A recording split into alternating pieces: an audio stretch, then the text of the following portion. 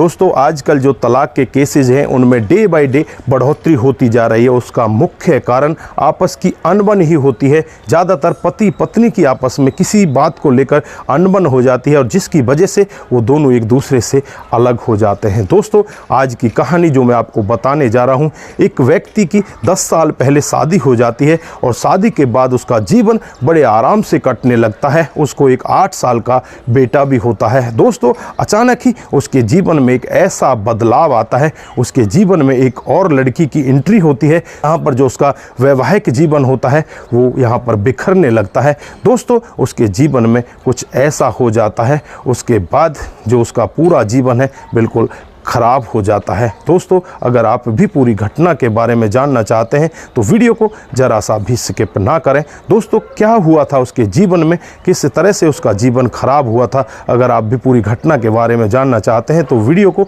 Last तक ज़रूर देखिएगा। आइए दोस्तों जानते हैं पूरा मामला क्या था। नमस्कार, जय हिंद। आप देख रहे हैं APH न्यूज़ राहुल रावत के साथ। तो दोस्तों आज की जो हकीकत की घटना आपको बताने जा रहा हूं ये उत्तर प्रदेश के बरेली की हकीकत की घटना है। यहाँ पर राजीव नाम का एक व्यक्ति, जिसकी शादी जिस लड़की से होती है उसका नाम होता है नेहा। नेहा के साथ राजीव की शादी हो जाती है और शादी के बाद पति पत्नी अपने घर परिवार में बड़े आराम से रहने लगते हैं। लगभग 10 साल का समय इसी तरह से बीत जाता है। 8 साल का इनका एक लड़का भी हो जाता है। दोस्तों एक दिन का वाक्य होता है, जो राजीव का एक बड़ा भाई होता है वो अचानक बीमार हो जाता है, उसे हॉस्पिटलाइज कराना पड़ता है। दोस्तों राजीव वहाँ पर रहता है, भाई की देखभाल करता है। लगभग 10 दिन तक उसे हॉस्पिटल के अंदर रहना होता है। एक कमरा होता है जिसमें 2 पेशेंट होते हैं, बगल में ही एक और दूसरी पेशेंट एक बुढ़िया होती है, उसकी एक बेटी होती है जिसका नाम पूजा होता है। देखने में बहुत ही ज़्यादा खूबसूरत होती है। दोस्तों राजीव भी यहाँ पर रहता है, पूजा भी यहाँ पर रहती है।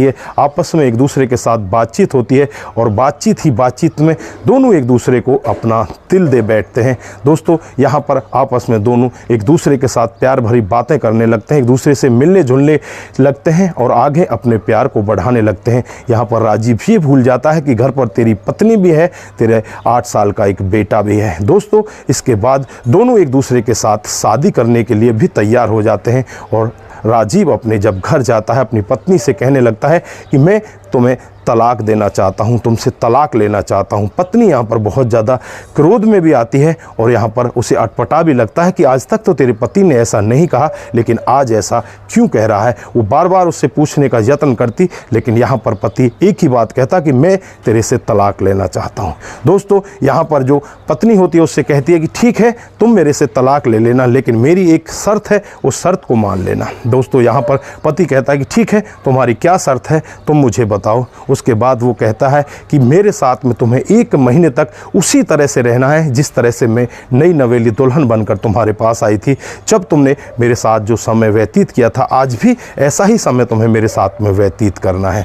दोस्तों यहाँ पर पति भी तैयार हो जाता है, कहता है कि ठीक है 1 महीना की तो बात है, 1 महीने के बाद मुझे तुमसे छुटकारा मिल जाएगा। दोस्तों यहाँ पर जो उसकी प्रेमिका होती है पूजा, उससे भी वो यही कहता है कि 1 महीने आपको वेट करना है, 1 महीने तक आपको मेरे पास फ़ोन नहीं करना है, ये मेरी पत्नी की शर्त है। उसके बाद वो मुझे तलाक दे देगी और मैं तुम्हारे साथ में शादी कर लूँगा। लेकिन यहाँ पर पूजा को अटपटा लगता है, लेकिन पूजा भी यहाँ पर कुछ नहीं कर पाती। फिर यहाँ पर राजीव अपनी पत्नी के साथ रहने लगता है। दोस्तों 29 दिन तो उनको ऐसे ही बीत जाते हैं। जब लास्ट का 30वां दिन होता है, जब राजीव अपनी पत्नी नेहा से कहने लगता है कि आज लास्ट दिन है, आज तुम्हें जो चाहिए, जो खाना है, जो पीना है, सब कुछ आज आप कर सकती हो, क्योंकि कल आपको मेरे को तलाक देना है और यहाँ से चले जाना है। दोस्तों यहाँ पर पत्नी कहती है कि ठीक है मैं ये सब करने के लिए तैयार हूँ, चलिए बाज़ार में। दोस्तों बाज़ार जाने के बाद जब एक रेहड़ी पर वो दोनों गोलगप्पे खा रहे होते हैं, दोस्तों यहाँ पर आज जब वो गोलगप्पे खा रहे होते हैं तो उसे महसूस होता है कि तू अपनी पत्नी के साथ में कितना बड़ा धोखा कर रहा है, ये तुझसे कितना प्यार करती है, तू इसको इस तरह से कैसे छोड़ के जा रहा है, ये तेरी हर तरह की मदद करती है, हर तरह से तेरा ख्याल रखती है। सामने वाली का पता नहीं वो ख्याल रखे ना रखे, वो तो आगे की बात है, लेकिन तू इसके साथ में बहुत ही गलत कर रहा है। पिछले 10 सालों से ये तेरे साथ बहुत अच्छी तरीके से रह रही है, कभी इसने तेरे से कुछ भी जिद नहीं की और आज तू इसे छोड़कर जाने वाला होता है। इसके मन में इस तरह के विचार घूमने लगते हैं। दोस्तों फिर वो इतना पागल सा हो जाता है, वो बैठ कर सोचने लगता है और अपनी पत्नी से कहता है कि मैं तुम्हें कभी भी नहीं छोड़ना चाहता, मैं तुमसे तलाक नहीं लेना चाहता। तो यहाँ पर पत्नी कहती है कि क्या हुआ, ऐसा कैसे कह रहे हो, आप तो कह रहे थे कि तलाक लेना है, मैं तो आपकी खुशी में ही खुश हूँ, आपको जो चाहिए वो आप कर लीजिए। लेकिन यहाँ पर पति एकदम से टूट जाता है और अपनी प्रेमिका पूजा को फ़ोन करता है, उससे कहने लगता है कि मैं तेरे साथ में शादी नहीं कर सकता, मैं अपने बच्चों के साथ खुश हूँ, मैं अपनी पत्नी के साथ खुश हूँ, मैं उन्हीं के साथ रहना चाहता हूँ।